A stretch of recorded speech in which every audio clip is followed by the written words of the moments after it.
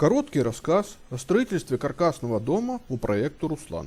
Дом двухэтажный с гаражом. Общая площадь дома 215 квадратных метров. Габаритные размеры дома 17 на 12 метров. Дом был построен в Киевской области. Так выглядело проектное предложение по отделке фасадов. Нами было предложено выполнить фасады в светлой и теплой цветовой гамме, но у клиента было собственное мнение. Заказчик предпочел иное цветовое решение. Мне оно показалось несколько мрачноватым и однообразным, но, как говорят, на вкус и цвет товарища нет. Архитектурное решение дома необычно. Скатная крыша имеет оригинальную многоскатную форму. Над входом в дом крыша образует навес над крыльцом. Вылет кровли около 2 метров. Поддерживают кровлю деревянные кронштейны. В гостиной и кабинете предусмотрено 2 эркера. Рассмотрим план первого этажа. С просторного крыльца мы попадаем в холодный тамбур под номером 1. Площадь тамбура 2,6 квадратных метра. Подчеркну, тамбур – это не прихожая. Назначение тамбура одно – не пустить в помещение холодный воздух, что особенно важно, если мы заинтересованы в снижении стоимости отопления. То есть зимой человек, заходя в тамбур, открывает за собой входную дверь и только потом входит в теплую прихожую. Прихожая номер 2 просторна. Слева от входа предусмотрено место для шкафа-купе, рядом вход в гостиную. Под лестницей можно разместить кладовку или гардеробную. Напротив входа в дом находится кухня под номером 5, площадь кухни 15 квадратных метров. Из кухни предусмотрен выход на террасу. Кухня соединяется с гостиной номер 3 площадью 27 квадратных метров. В гостиной предусмотрен камин. Гостиная имеет эркер, который позволил увеличить внутреннее пространство комнаты и улучшить его освещенность. Рядом с кухней расположена ванная комната номер 6, площадь ванной 9 квадратных метров.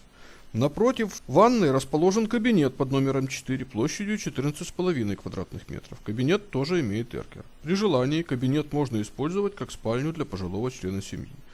Из прихожей предусмотрен вход в гараж номер 7. За гаражом находится котельная 6 квадратных метров. В ней поместится котел на твердом топливе и газовый котел. Возможно организовать отопление также при помощи теплового насоса. Общая площадь первого этажа 111 квадратных метров. На втором этаже расположены 4 комнаты и 2 санузла. Справа от лестницы расположен санузел под номером 3 площадью 9 квадратных метров. Рядом находится спальня номер 6, площадь 15 квадратных метров. Напротив лестницы находится большая комната номер 7, которая имеет площадь 25,9 квадратных метра. При желании в ней можно устроить бильярдную или еще одну большую спальню с гардеробом. К спальне номер 5 площадью 13 квадратных метров присоединен маленький санузел. Площадь санузла 2,6 квадратных метра. В ней поместился унитаз, душевая кабина и умывальник.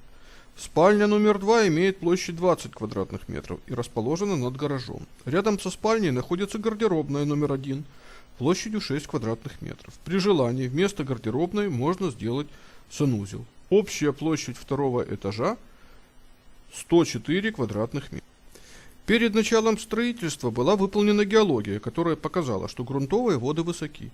Это вызвало необходимость применить ленточный фундамент. Строительство начали 1 октября. Фото сделано 7 октября. К этому времени закончили подземную часть фундамента. На переднем плане видна обноска, применяемая для разбивки фундамента.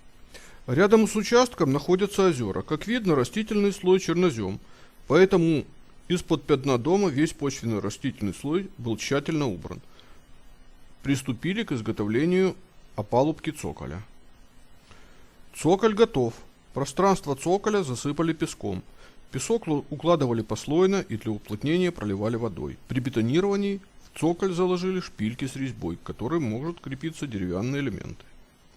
Общий вид цоколя. Начали укладку наплавляемого еврорубероида, который служит горизонтальной гидроизоляцией под деревянные стены. На переднем плане фундамент гаража. Пол гаража ниже пола в доме, поэтому под въездом фундамент опускается. Деталь фундамента. Деревянная обвязка крепится к фундаменту при помощи шпилек с резьбой. Диаметр шпилек 12 мм. Обвязка состоит из 2 брусьев 50 на 150 мм. На нее будут установлены стойки каркаса.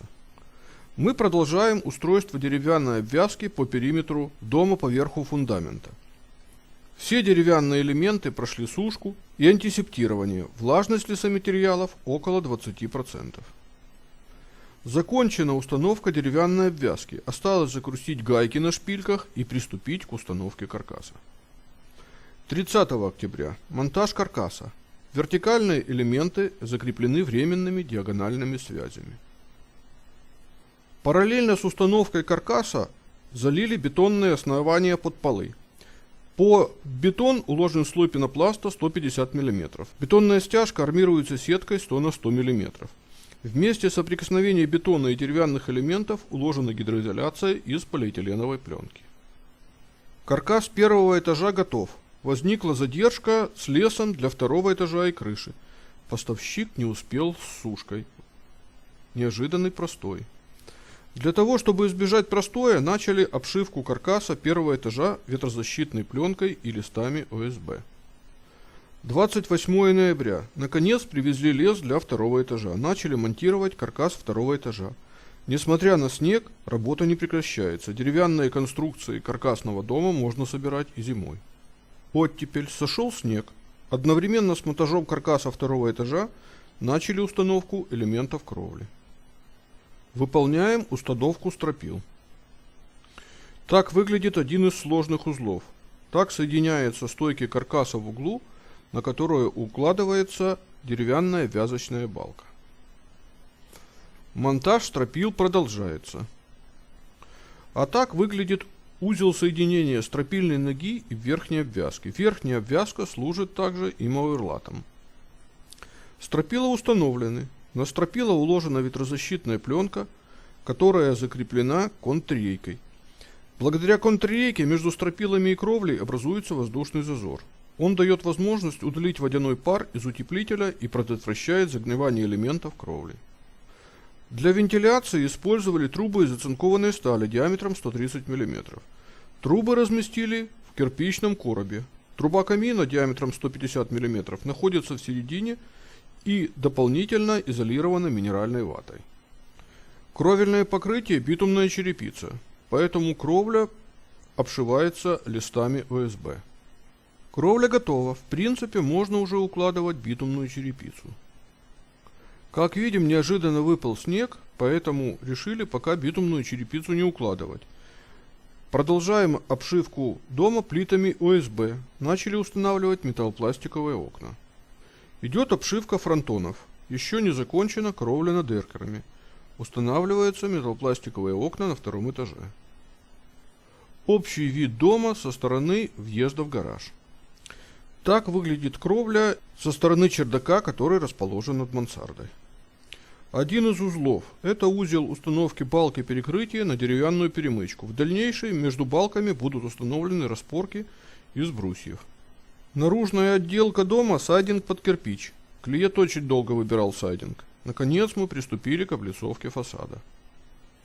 Для максимальной долговечности кровельное покрытие будет двухслойным. Уложен нижний слой кровельного покрытия. Это еврорубероид без посыпки.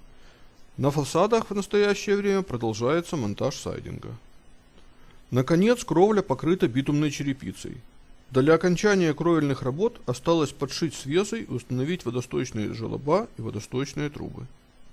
Закончили облицовку сайдингом. Одна из труб на кровле каркасная. Снаружи будет обшивка ОСБ, битумная черепица, а может быть сайдинг. Внутри будет стальная нержавеющая труба. Между каркасом и трубой будет уложен слой минваты толщиной 25 см. А вот так выглядит деталь фасада с эркером. Май. Несмотря на многочисленные задержки с поставкой заказчиком материалов, наружные работы наконец окончены. Можно приступать к внутренней отделке помещений. Общий вид дома со стороны двора. Крыша битумная черепица, труба на втором этаже обшита сайдингом. Мы находимся в Киеве. Звоните по телефонам 099 429 93 78 или 096 394 40 72, и вы получите дополнительную информацию по проектированию и строительству каркасных домов немедленно. Пишите наш e-mail aquelonbud@gmail.com. Подписывайтесь на наш канал, ставьте лайки, смотрите наши видео.